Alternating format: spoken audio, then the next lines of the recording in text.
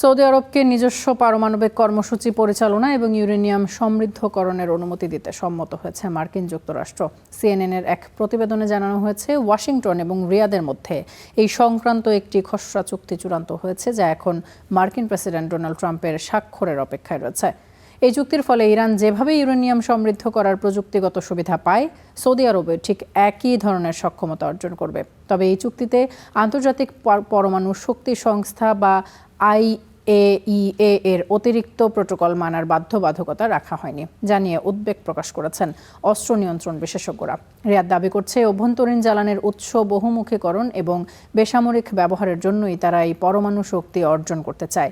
তবে বিশ্লেষকদের ধারণা, এই চুক্তি মধ্যপ্রাচ্যে ওয়াশিংটনের দীর্ঘদিনের পরমাণু নীতিকে দুর্বল করবে এবং অঞ্চলে নতুন করে পরমাণু অস্ত্র তৈরির প্রতিযোগিতা উস্কে দিতে পারে।